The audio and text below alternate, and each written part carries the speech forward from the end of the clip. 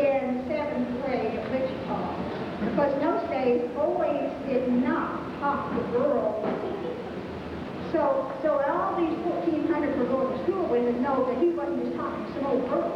He started calling me sis, so I've been sis ever since. Now, sis, just a minute, I've got to go somewhere. And I said, where you going? I'll be back here. He did. He took his dinner money. My dad was off to the massage.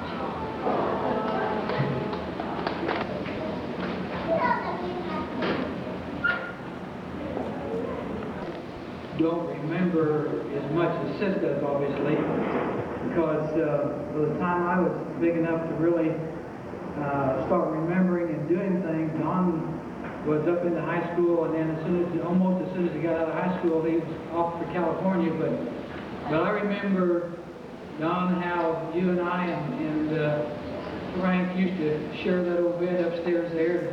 In the wintertime, there was a real struggle to see who was going to get the covers and who might end up on the floor. Somebody got to kicking a little bit. And I remember the time I just had started driving. I hadn't had my license too long, and you bought that 29 Essex. Oh, no. And probably in a weaker moment, you agreed to let me drive it to Chicoxy. And we got to Chicoxy fine, but coming back, about halfway home, they had just re-graveled the road, and I tried to make a curve just a little bit too fast, and ended up in the ditch and bent a tire on it. And I don't know that I've ever seen you any more upset than you were then. That ended my driving privileges. And in fact, I think you got rid of that car shortly thereafter. Then I remember, of course, you had left and gone to California, and then when I finally graduated in '55, and like a lot of young folks, I was eager and anxious to see the world, and I remember I called you, and you said, yeah, come on out. I'm sure we can find something.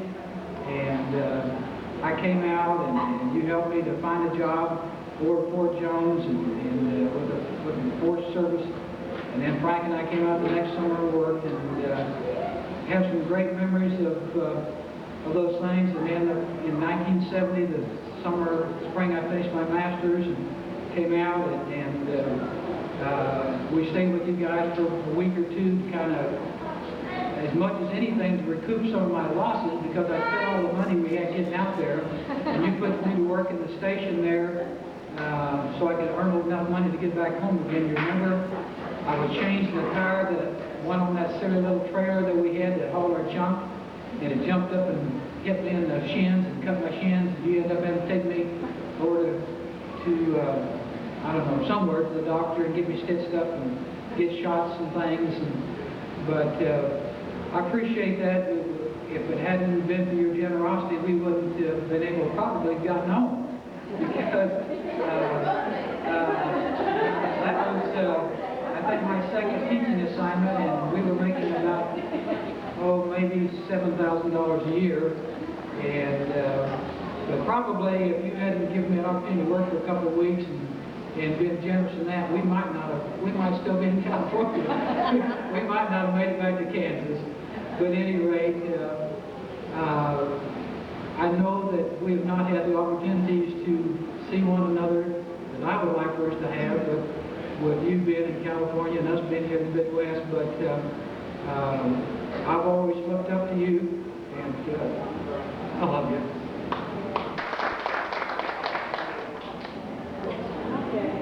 Pretty good, some nice, you know. I was going to say something like Charles. Don was my hero when I was little.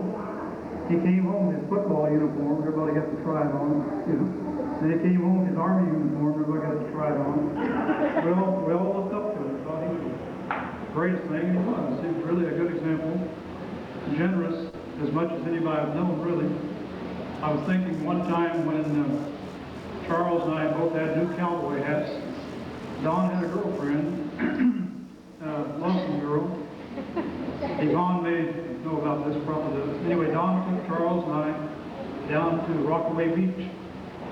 That's before they had all the stuff at Branson. And he took us on a pretty good long ride in a speedboat. He paid for everything. He even fixed me up with a girlfriend, and I didn't know what a girlfriend was back then. I was about 12 girl, big glasses, and kind of homely. Charles took the next one of mine, it was kind of cute. But we all went together and he paid the way, and that was great. I'm thinking back some of the situations that came around. One year he had a date with a girl named Japhine House, I believe it was. He brought her home, and she got in, she kissed Dad right on top of his bald head, and everybody thought that was real cute. They thought she was a nice girl.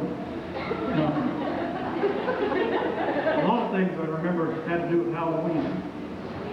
One Halloween, Don took a mop, just a regular old rag mop. He put it down his head, and he pulled it all down around his face. And he went to this old lady's house, and there was a rustle and found a flashlight up under his chin. We got her to come to the window, like it scared her to death. It was pretty frightening. I think one of those years there in the rustle, I don't know if that was the same year or not, he had found, I believe it was a dead possum in the road, and he threw it inside the country store, which was the only store in town. He swung it by his tail and flipped it up through the fan blades. The fan above the door, right inside the store. He may have forgotten about that one now. Probably store people never do. Oh, let's see. I'm trying to think of a few others. I spent quite a bit of time in California with Don and Mom, and other people were back here. And they were nice enough, like Charles said, to invite us to come and find work and all this. Well, I went when I didn't have enough money to go to college and dropped out and went out, and Don said, we'll let you stay with us and find something for you to do. So I got a job with Chevron just like he did for a while and stayed with him. Liv and Andy were real tiny, and in fact the first time I went out there they weren't born yet, 1956. Anyway, we had some good times together in that church. I recognized all the names of people and some of the faces that were in that one video. But one year, his church had a Halloween party. Don had the honor of playing part of the corpse. We had a good friend who was a mortician. He got his cooling slab and he laid it out and he took it on and he painted him all up with moolah and made him look like he'd been in a terrible accident. He got to lay there and play the part of the corpse during the Halloween get-together. Yes, sir. You look kind of strange. But Don has always been generous to the whole family. Don paid for Dad and Mom's vacation to go out to visit them one summer. I think it was the first vacation that Dad and Mom ever had by themselves their whole life, really, away from the kids. While they were doing it, I stayed and took care of their station. I was about 14, and they probably messed everything up. But anyway, they got to go on vacation. Trying to think of some other things. When Maria's still with us? When Maria was about 3 days old, the first Sunday, she was born on Wednesday, they invited us to their house and had Maria, we took her to church. First birthday was there at their house, and they made the cake. And so we did a lot of things together. We had a good time. Last few years I haven't been able to see them that much, but missed the time that we had together. A lot of fun. Don was well liked by everybody in the church and wherever we went, because he would join right in and do whatever needed to be done. Like the man said, if you need anything done on your car, he was always available, ready to do it. Let you use the equipment to do it for you or whatever. Tom's sermon kind of got to me this morning. I'm the kind of guy that don't say I love you very often. In fact, I used to slap girls, they looked at me because I thought, that stuff was all a bunch of, I guess it wasn't very romantic sort of a person. But I figured this is the time to say, no, I love you and appreciate all you've done. Hope we'll get together more often in the future. Thank you.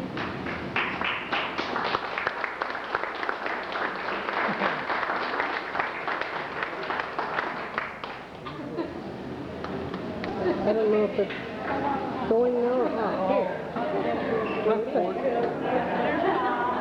Memories dressed up. When we were 14, I went off to work for Max and worked on the farm, and then shortly after that, I went to Illinois, and he's in California.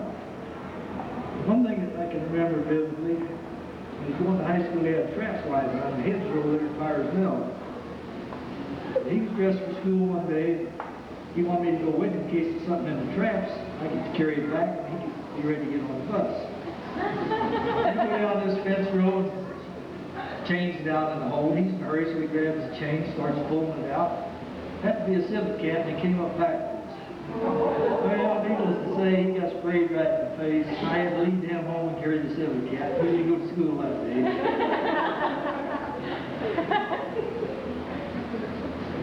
So that was one of the things that I can remember most. I think he probably remembers it too, but it's back a little bit. And other than that, it was a pretty good job.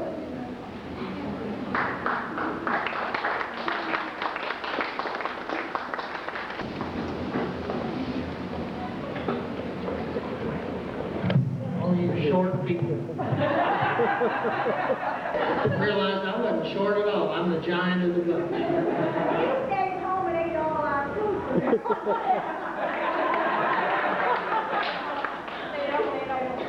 Being the baby of the family, after they were all gone, I got to eat. That's why I grew, I guess. They used to shove me in the corner between the table and the wall, and I didn't get anything. After they left, I got to move around to where the food was. Being 15 years younger, Dawn's birthday, Frank's, I don't know why I can remember Frank's, and I can remember Dawn's, and they're about the only two I'm very good at remembering. But Dawn's is close to mine. I mean, it's mid-year, but he's 15 years older than I am. That's how I remember. I may not always remember the birthday, but I know how old he is by my own age. I don't remember Dawn ever being at home. My earliest memories, Dawn, was our coming home for visits and that sort of thing, but not any childhood memories of Dawn being at home, and not really of David either, because David had gone to McLemore's and was working up there. And I do remember his grain truck and being home occasionally. But I remember Dawn coming home, and one thing I'll never forget is, I don't know when it was, but I know I was a teenager, and Mom and Dad were talking about moving to California to go into business with Dawn or work with Dawn. And I was not at all happy. I was at a stage in my life that the last thing I wanted to do was go off to no man's land, some place far away called California. And then I got older and realized I'm glad I didn't go. No. But I do remember that, and I regret now that maybe I might have had something to do with their not going, because I was very vocal about them not moving and dragging me off somewhere. Otherwise, they might have gone, and I wish they hadn't, for their sake and yours. But that was a long time ago.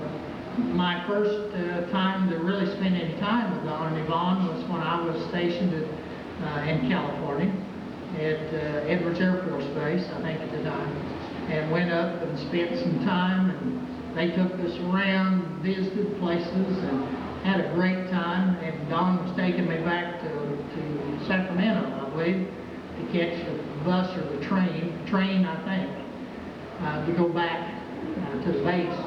And it was really foggy, and we're in his 57 Chevy, and he's driving like a lunatic.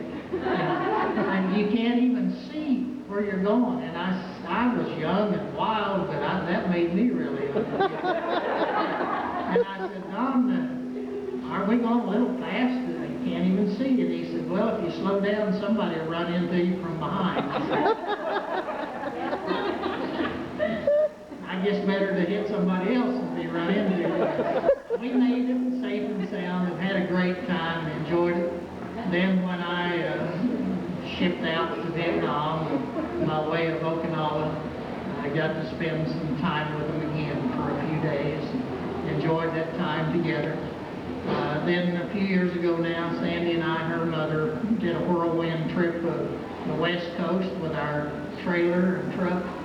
and we spent a few days with Don and Vaughn, and they took us to San Francisco, and we rode the trolley, and we ate the Chinese place, and we went to the chocolate factory, and I'll never forget, Don, that volcano we had, or whatever they call that big ice cream.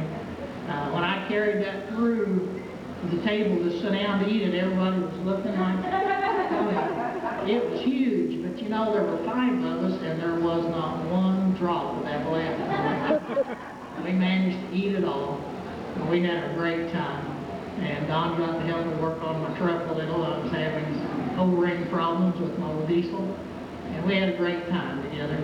And although I don't remember anything when I was little, it's been great in the time we've had together, even though it's been too little. And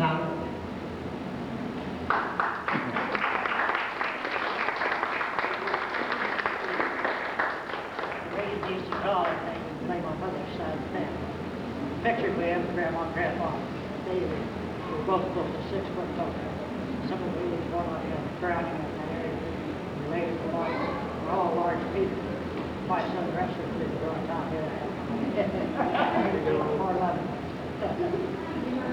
our family pictures, it's interesting, when I was little, our family pictures went from me this way, you know, sort of stair-step. Yeah, it was the other way. Then it tilted. And now it goes from me down here. I don't remember too much of Don being at home either. Can you hear me? Yeah. I think I do remember one time, he may have been back on visit. It seems like I remember one time when we had to go upstairs to the bedroom, had to go to the boys' room to get to the girls' room. It seems like I remember one time the younger boys yelling and diving to the covers, and Don said, "Oh, it's just your little baby sister, or just your little sister.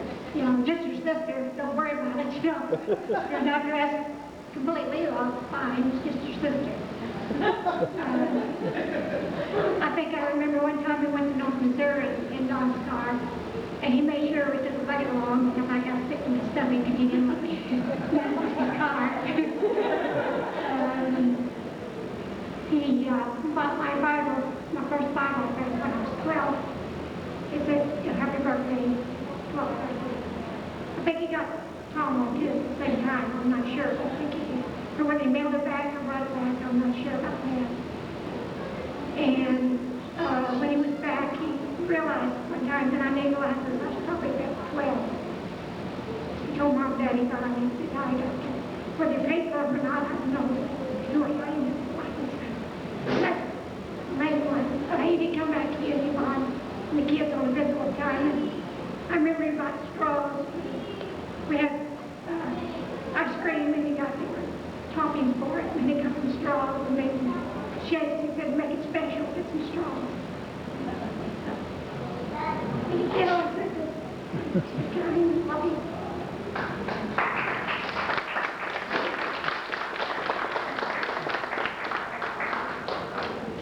I'm glad Sue said that, because Don bought my first Bible too, and He's my dad. He is so special, and he has been so wonderful to me. And all the opportunities that I've had through my life to be able to do some really